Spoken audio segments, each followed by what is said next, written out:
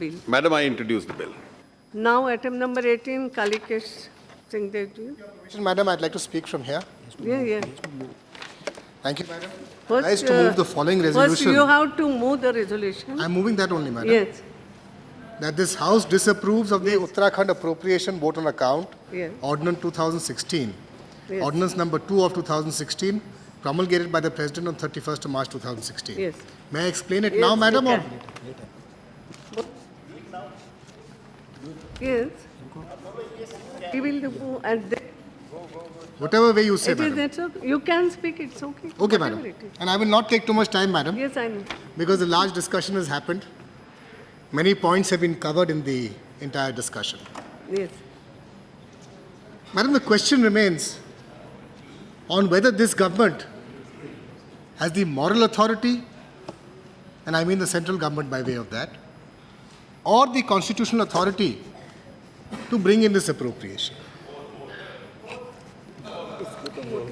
The first ruling, Madam, I will seek from you, and I have discussed this with the Honourable Minister separately, but I think it's important that the Chair clarifies this particular issue.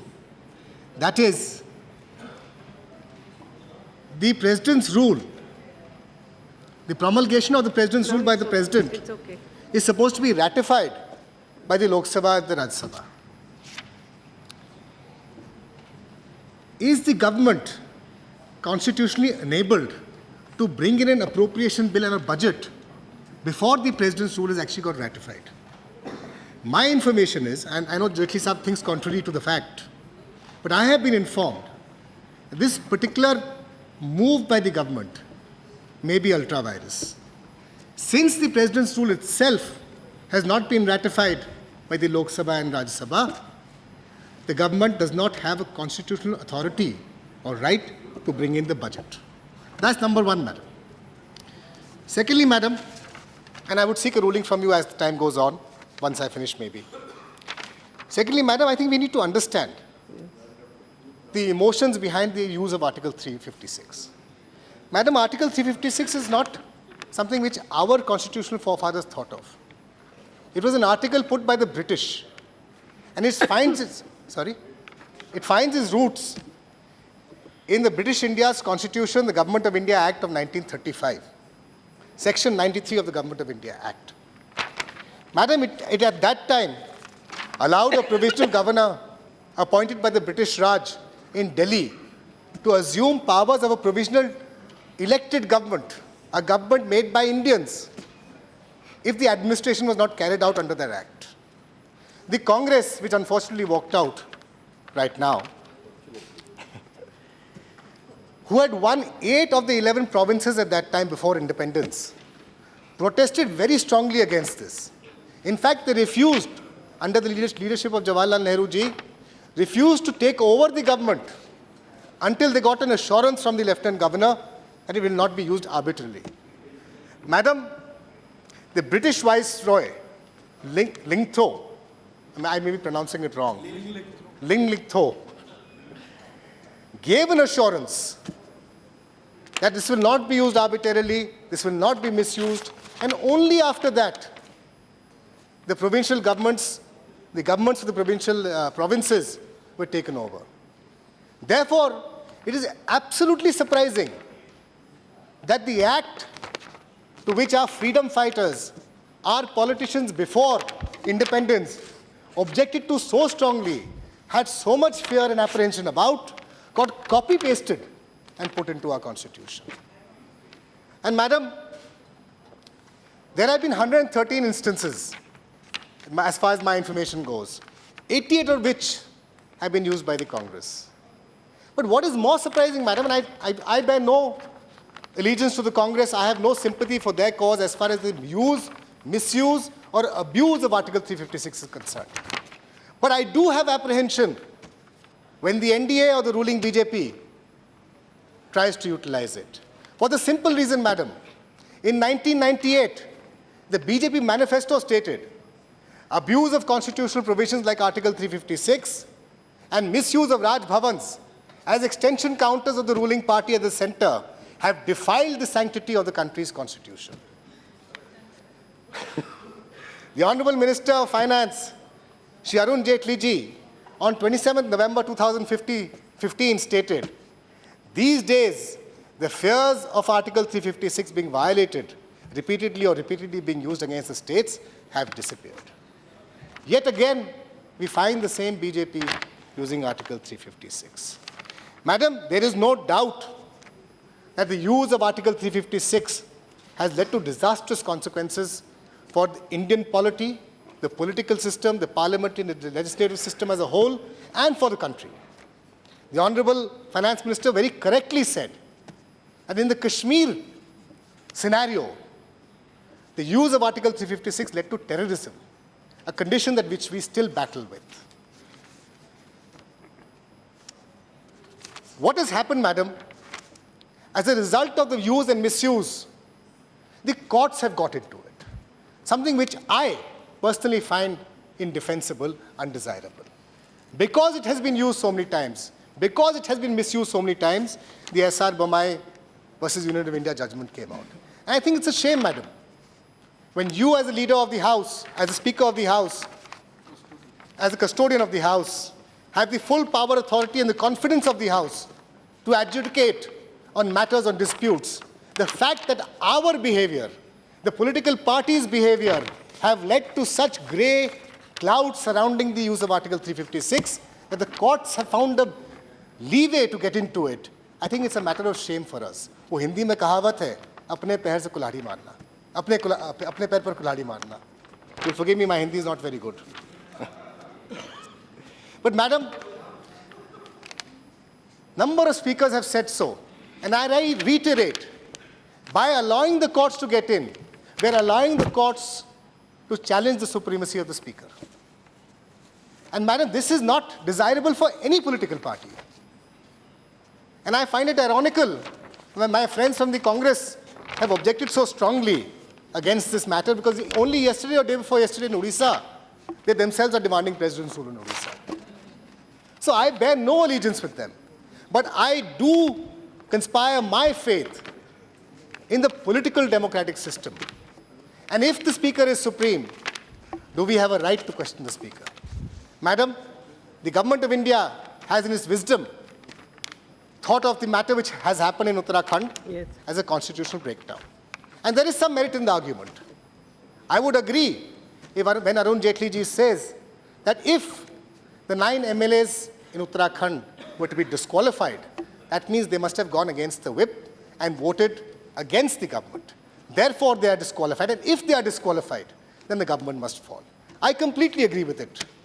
However, madam, the larger point is, can we sit in judgment over the provincial speakers, over the speakers of the assembly? Tomorrow, madam, I may not agree with you on certain subject. Does that give me the right to pass judgment on you? Whether we are government of India or central government or state government. I think that, madam, what we need to do is to relook at the way we conduct our rules. I agree, some level of unfairness could possibly have happened in Uttarakhand. Then we need to look at the rules and to see how we, as a whole, speakers, members of the House included, conduct our business within the House. And we have to ensure that the business is conducted within the parameters of rules. If we are unable to do that, madam, we will go on inviting high courts and supreme courts to enter our space, to take away our privileges and ensure that we, as a political establishment, are looked down upon by the nation. Madam, the government has talked many a times about cooperative federalism.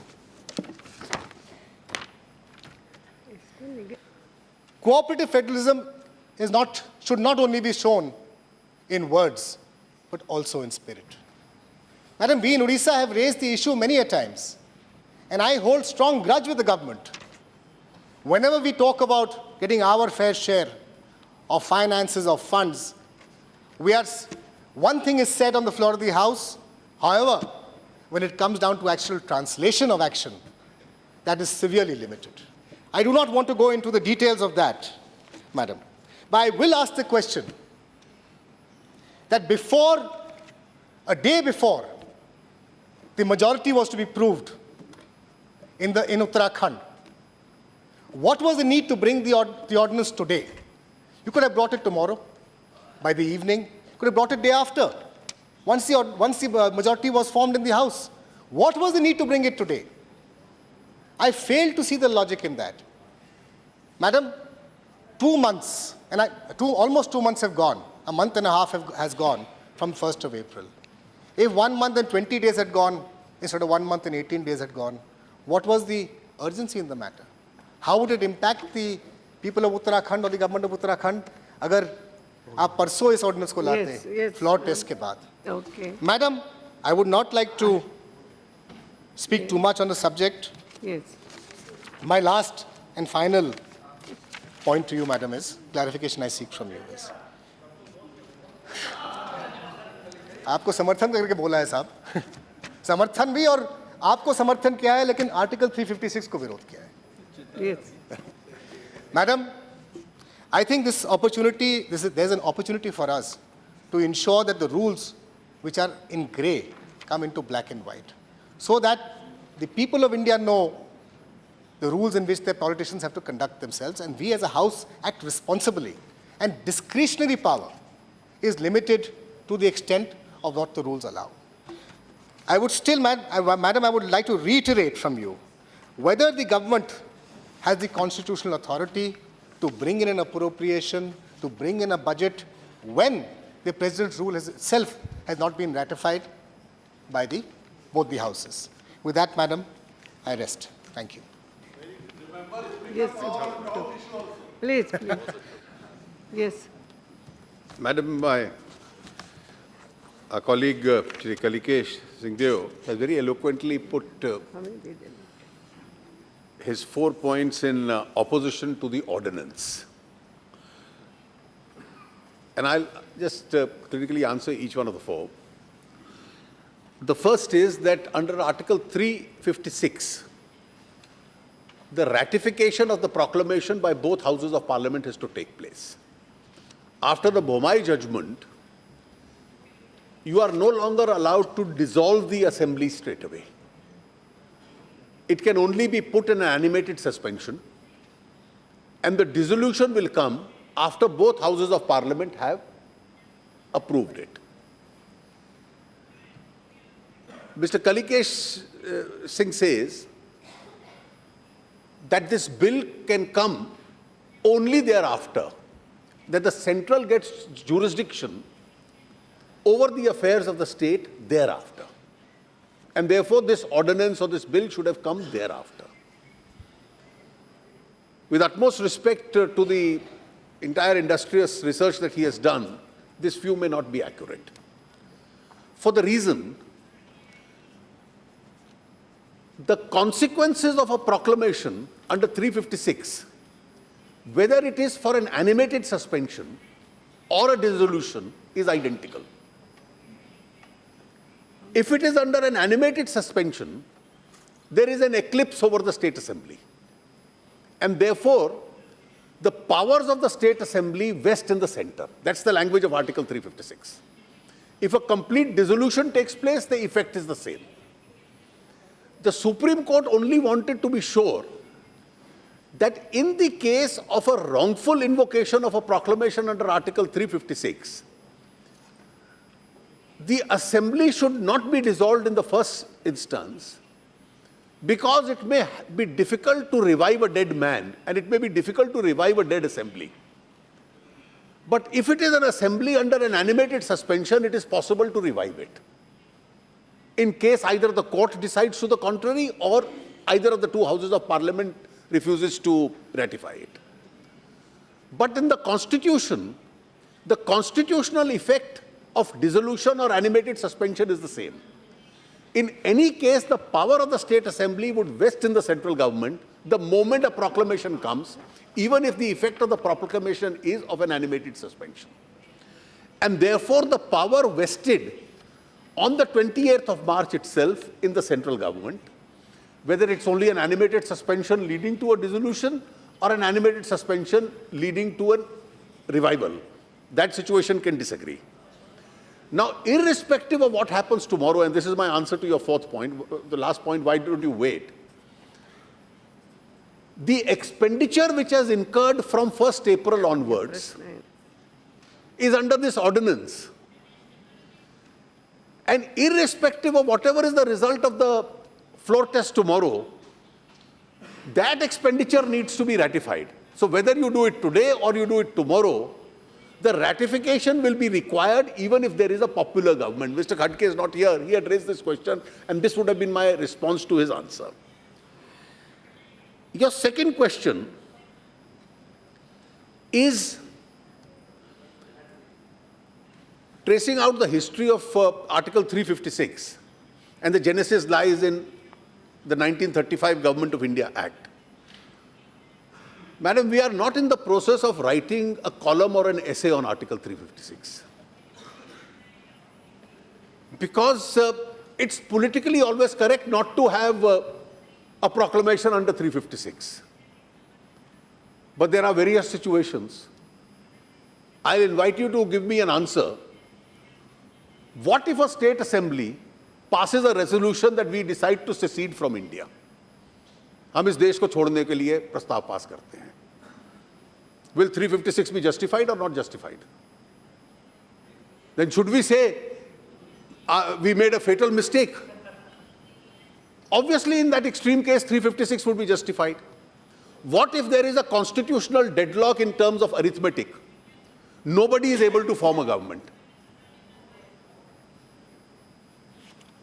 An assembly can be elected where nobody has a popular mandate.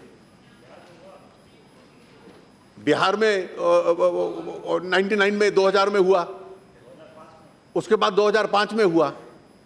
So a constitutional deadlock as a result, you will have to have a 356 and then go back to the people for an election.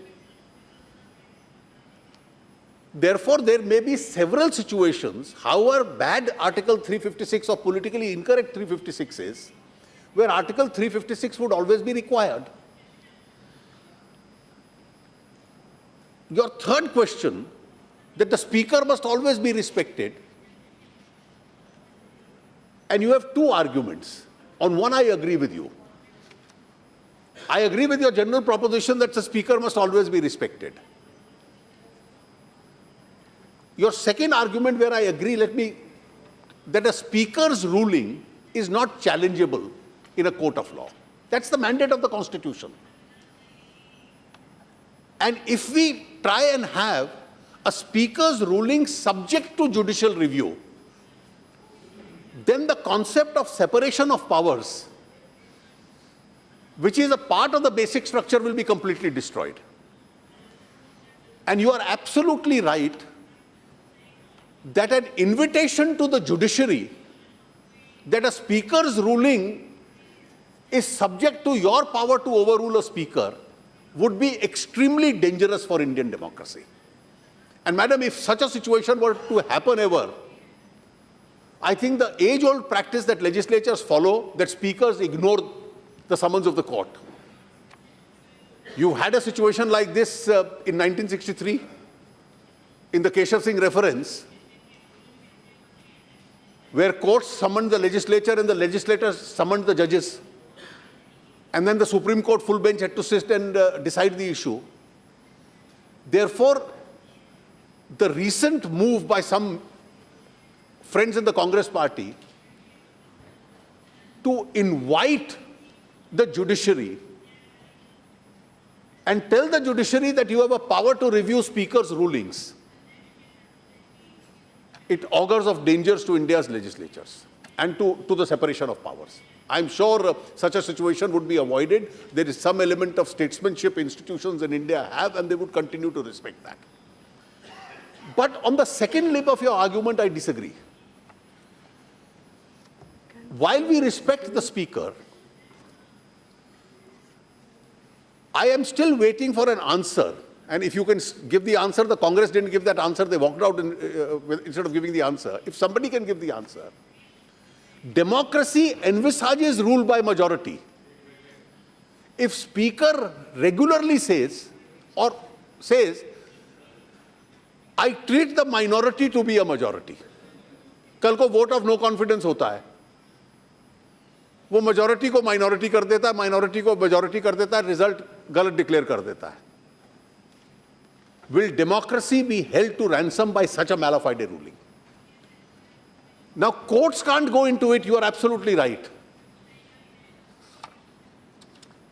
The House has to assemble, but you've had speakers who say, I will lock the House and not allow the House to reassemble. I will change the floor, I will wrongly count the floor. Then the question is, can the acts of the Speaker, or is democracy remediless? Such as act of the Speaker, are we without remedy? Or will such actions of the Speaker constitute a breakdown of the constitutional machinery? Because the action of the Speaker is allowing a minority to sit in government and a majority to sit in opposition. I think that's the question which I had posed before them. And if somebody has an answer, that how do you deal with such a Speaker? Either the House deals with such a Speaker, but then the Speaker doesn't call the House, he changes the floor, he wrongly counts the numbers and creates a deadlock. Then is the President under 356 say, I am powerless? Even if there is a breakdown of constitutional machinery, I won't look at such a House. I think 356 to be used in the rarest of rare cases, and some such situations can arise where that power, however much we dislike 356, may have to be considered in situations of this kind. That's all, Madam. I have to say. Yes. Yes, no. I have a right to reply, Madam. Madam, I have a right to reply to the Honourable Minister under the motion. And since he's addressed specific questions to me, I'll take 2 minutes. 2 minutes de dijiye, sir. Important discussion. It is already 7. Now we will complete the business and then... Madam, 2 minutes. Yes. I will literally take 2 minutes. Extending the House to complete the business. Yes, thank you. Yes, Can I, ma'am? Yes. No, Thank you, Madam. Can, yes. Madam, I think the Honourable Minister has maybe is a little pained by the fact that I've compared his use of Article 356 to that of the British Raj. And really, in my opinion, ma'am, coming from a regional party, coming from Yes. the fact that decades of misuse and abuse have happened, I speak from it with that apprehension.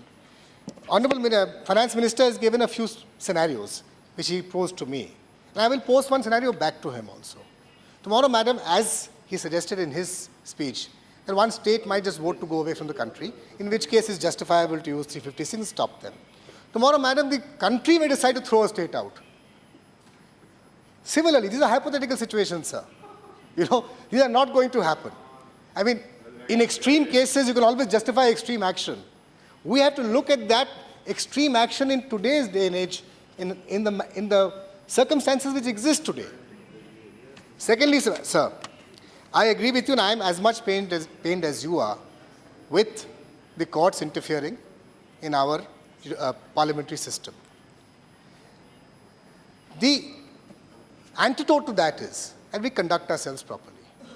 We have seen, as you have stated, that it's not happened in the past. But maybe we can have, amongst the speakers throughout the country, there are 30 speakers, I think? Huh? Amongst the 30 speakers, maybe you could put this particular question, and Madam, maybe headed by you, under your leadership. The 30 speakers of the country take a decision on something like this. If one speaker is being errant, then 30 speakers of the country take a decision rather than allowing the courts to intervene. And Madam, my colleague and I still tend to agree, you could have waited for 2 more days before the appropriation came back. With that, Madam, I thank you for allowing me the time. Thank you. So, no, yes.